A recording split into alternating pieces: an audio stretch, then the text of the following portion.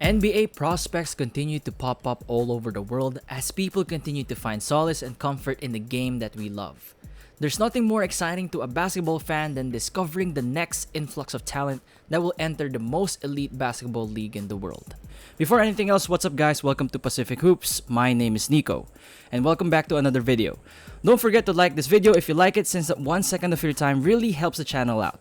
Consider subscribing as well, since I post consistent NBA content for you all, and you can always count on me to create new videos from your topic suggestions and when you comment down below. Let's go back to the video. As always, the NBA would like to expand its reach beyond just the American continent.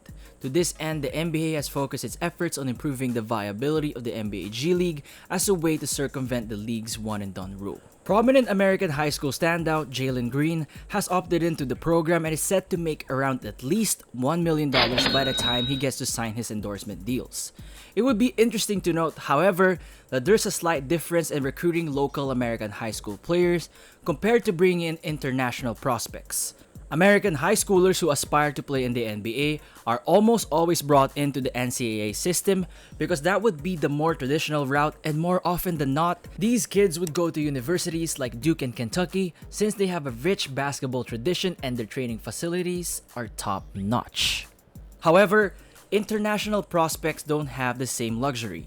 They have it harder for them since schools would take a much more calculated risk with the local players than they have scouted since their early high school years. This is why international aspirants for the NBA tend to go to overseas leagues in search of preparing their skills for the beast that is the NBA. Therein lies the problem though. International prospects would rather stay in the leagues they are at because they wouldn't be risking their established livelihood to chase a dream in the NBA. Of course, it also happens that some college players from the USA would go abroad to an international league to hone their skills for the NBA, like LaMelo Ball. Now, people understand why the NBA is pushing so hard for the NBA G League to succeed. Recruitment is a different beast altogether, so instead, I would like to focus more on two prospects that are making headlines among international basketball communities for their freakish height and almost similar levels of play. Of course, I'm talking about high school standouts Kai Sotto and Chet Holmgren. People who follow the NBA religiously have heard of these two names at least once in the past year, but for the more casual viewer, they barely have a clue as to who they are and even what they look like. Don't worry, because I'm about to give you a competitive comparison of the two players and how they stand to fare in the NBA draft class of either 2021 or 2022. Let's start this discussion with the more popular recruit of the two in the US at least, Chet Holmgren.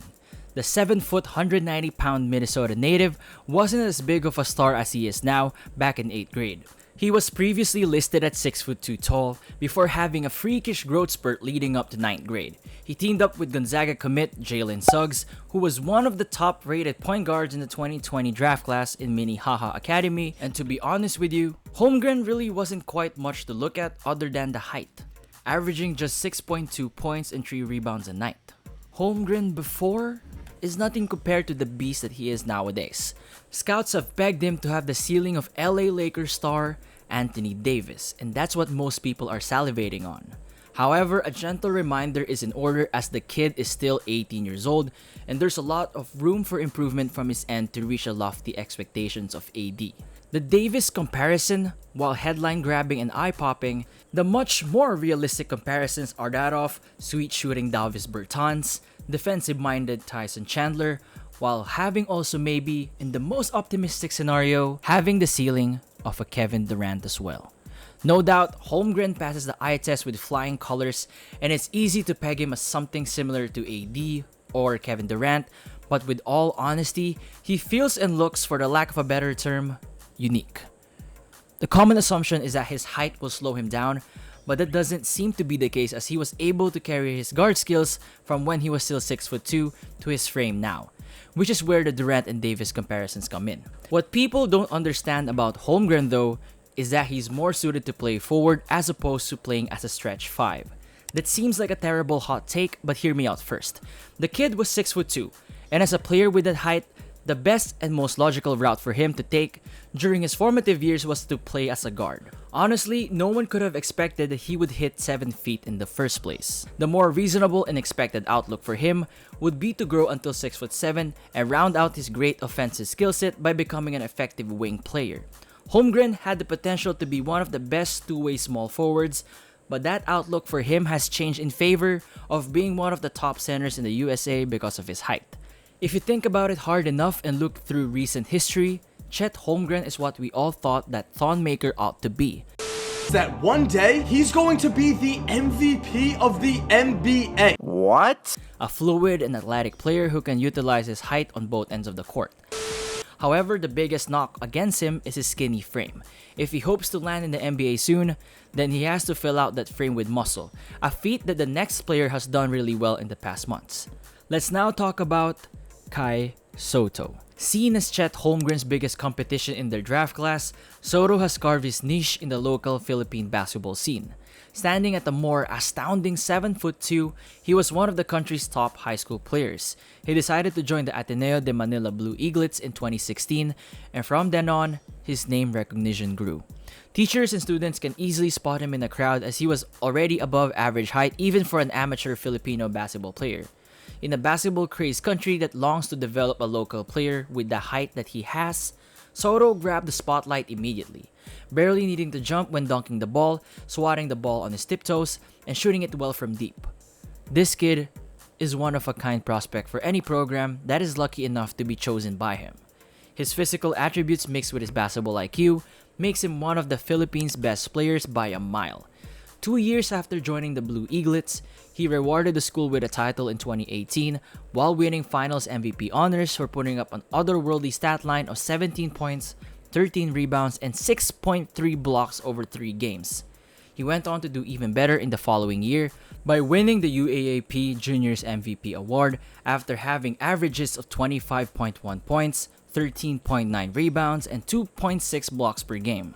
With Sotto proving himself in the junior level, Philippine universities were trying to recruit him to their programs with promises of him being the focal point of the offense and the star of the show. But little did they know, there were rumblings of Kai Sotto choosing to follow a dream abroad. Even the European leagues and US NCAA teams sent out offers to the 7'2" big man. However, later reports would come out that he was positioning himself to chase the NBA dream. Carrying the hope of an island nation whose love for basketball far exceeds their height, Kai went to the West. In late 2019, Sotto announced that he would be joining the Skill Factory, a program based in Atlanta, Georgia, where players are trained to be prepared for the professional leagues. The news sent shockwaves to the Philippine media, and the hype train continued to grow for the big man. He was also invited to participate in the Basketball Without Borders Global Camp during this year's NBA All-Star Weekend in Chicago. The biggest news regarding Kai's decision to follow the dream would occur in the middle of May as he announced, well, more like Shams did, that he would be joining the NBA's G League's Professional Pathway program, the very first international recruit to do so. This means that the pressure is on for both Kai Sotto and the NBA G League to make the most out of this opportunity and prove that the G League is a viable pathway to the NBA. He has the skill set to put the rest of the G League on notice. Here's what Kai's got going for him. He plays like a traditional big man, but his most attractive skill is that he can zip the ball around the court. Now, I've seen the comparisons to Kristaps Porzingis, but I really don't think that's a fair comparison for Kai. The best possible NBA comparison for Sotto is Denver Nuggets star big man Nikola Jokic. Before you start getting mad at me in the comments, check this out first. Sotto has the makings of being one of the league's most elite passing big men, and that would work out great for him. Because of his height and inside presence on the offensive end of the court, it would be fair to assume that the defense would game plan for him and deny him the ball. However, should he find himself in trouble, his court vision is insanely good for a big man of his age, and that's what most teams find intriguing about him. On the defensive end, scouts should be thankful that Sotto has finally put on at least a healthy 20 pounds of muscle, which helped to round out his lanky frame from when he was still in his home country. That weight should help him on both ends, but it would be more evident in his defensive skills as it would greatly benefit his ability to defend inside the paint compared to the much better built NBA players. However, if we're gonna point out his weaknesses, scouts also point out that he needs to work on his speed and agility so that he can fully match up with the NBA's more skilled forwards and centers. As for the head-to-head matchup, all I can say it's going to be fun. The Philippines' best chance at having a homegrown NBA player against one of the 2022 draft class top forward centers. Both of them stand at least 7 feet tall, and you know what they say, you can't teach height. What I can see it coming down to is which of the two young players will be able to round out a much more holistic skill set. Between the two of them, I would give Sotto the advantage on the defensive end as his added muscle and basketball IQ puts him above Holmgren, but Chet on the other hand has the big edge on the offensive end and his outside shooting has put him ahead of his competition. Whichever way you look at it, these two titans are bound to clash soon, and when they do, you can be sure that we'll all watch it go down. Let me know in the comments below if you guys like more videos such as this. Don't forget to drop a like if you want the NBA to come back soon already. And I'm always taking suggestions on what topics I should do next. Consider subscribing as well and clicking on the notification bell icon so that you would be the first one to know whenever I upload a new video.